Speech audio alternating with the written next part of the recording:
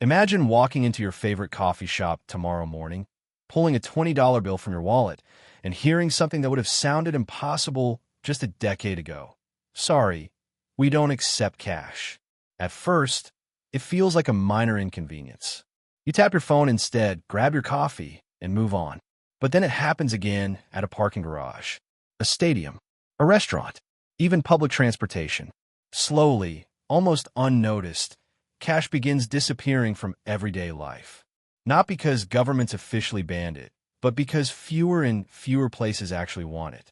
What's remarkable is how quietly this transformation has happened. There is no worldwide announcement, no dramatic vote, no countdown clock. People simply started paying with cards, smartphones, and digital wallets because they were faster and more convenient.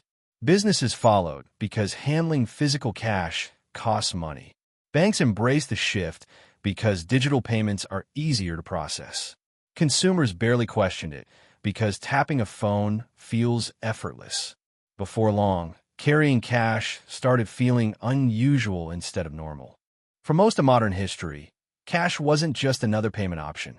It was money itself. A dollar bill didn't require electricity, internet access, or a password. You could hand it to anyone, anywhere, at almost any time. It worked during power outages. It worked when banks were closed. It worked without asking anyone for permission. Cash represented something surprisingly rare in today's economy: direct ownership. Digital payments work differently. Every card swipe, online purchase, or mobile payment passes through a financial network involving banks, payment processors, and technology companies. The transaction may take only seconds, but several systems quietly communicate behind the scenes before money actually moves. Most of the time, we never notice because the process feels instant. Convenience hides complexity. That convenience explains why digital payments have expanded so rapidly. Businesses spend less time counting cash, transporting it securely, and protecting it from theft. Customers avoid carrying large amounts of money. Online shopping becomes possible. Governments collect taxes more efficiently because digital transactions leave records. Almost everyone benefits in some way. But every system comes with trade-offs. Cash is anonymous. Digital payments create data. Every purchase can generate information about where you shop, what you buy, when you spend, and sometimes even how frequently you visit certain places. Individually, those details may seem harmless.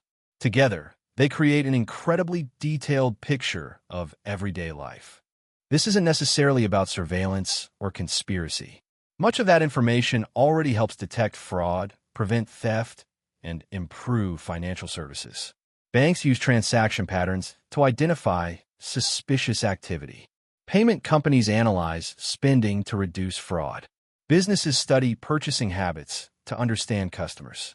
Data has become one of the world's most valuable economic assets, and every digital payment quietly adds to it. There's another reason cash is fading. It simply costs money to exist. Physical currency must be designed, printed, transported, stored, protected, and eventually replaced as bills wear out. ATMs require maintenance.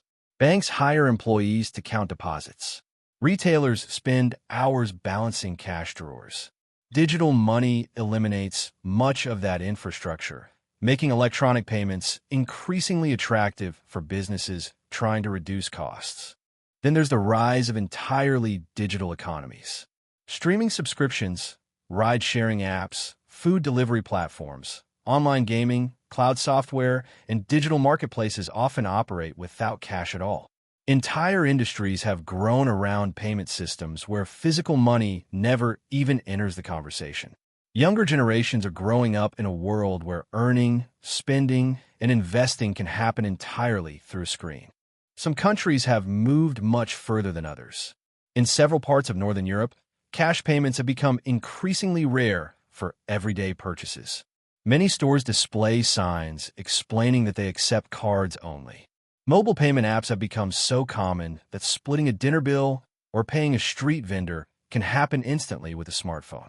Meanwhile, other countries continue relying heavily on cash because of cultural habits, privacy concerns, or limited banking access. The transition isn't happening everywhere at the same speed, but the overall direction remains remarkably consistent. Ironically, the more invisible money becomes, the easier it can feel to spend.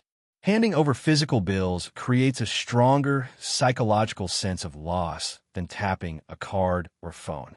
Behavioral economists have repeatedly found that people often spend more when payments feel frictionless.